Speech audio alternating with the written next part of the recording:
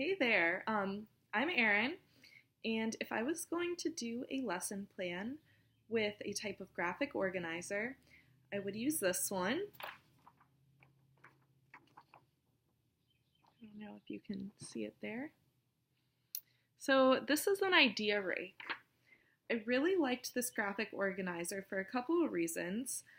First off, it starts with having a big picture or a big topic at the top of the page, and then it breaks it down into these smaller detailed subtopics. I really liked the way that it was shaped like a rake. I thought it was creative and it's visually appealing in that way. So this idea rake is used for a variety of reasons because basically it just involves a big topic and then subtopics that can include as much detail as a teacher would want. So hypothetically, if I was using this idea rake in a classroom, I would love to do it with a story. Specifically the Lorax. The Lorax is a great book to get kids thinking about the environment and how to treat other people, and just it gets them thinking about that selflessness. So for those of you that have never read the Lorax or haven't heard of it, it's a book by Dr. Seuss, and just in a nutshell, it happens to be that a governor starts cutting down all the trees to develop on the land, and the Lorax comes representing all the creatures in the forest, and the governor still decides to cut down the trees despite what the Lorax had to say, and then it doesn't end very well for the governor. So how I would present this to the kids would be starting them off with some discussion questions, just asking them basically what they think, just some real general questions, not explicitly saying greed, but asking questions sort of around that topic.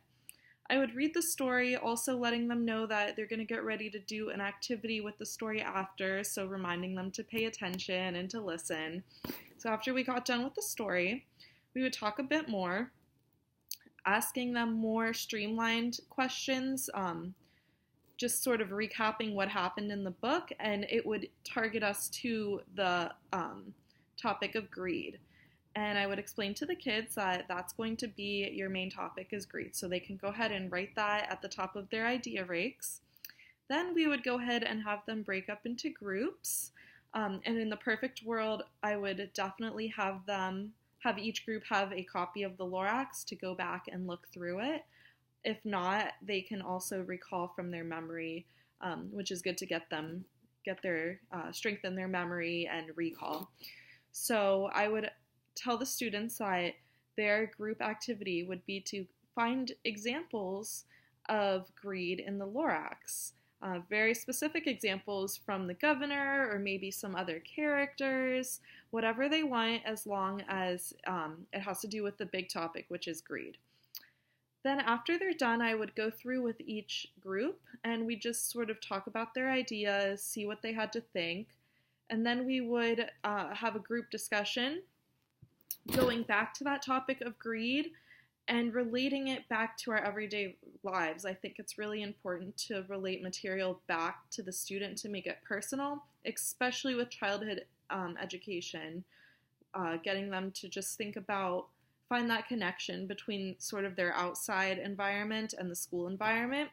So we would talk about greed just in general. And then we would talk about sharing and the environment, how we can not take more than we need and sort of live sustainably by practical ways. So it would sort of encompass, I guess, the subjects of English and science, talking about environmental science, and also it helps get them focusing on morals too, really teaching them those to have good morals at a young age.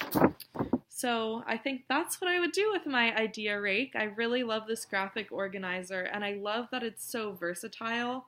You could use this graphic organizer practically in any subject, with anything, because it simply just includes that big idea and then breaking it down into whatever subcategories that you can use it for. So yeah, that's what I would do with a graphic organizer. So thanks.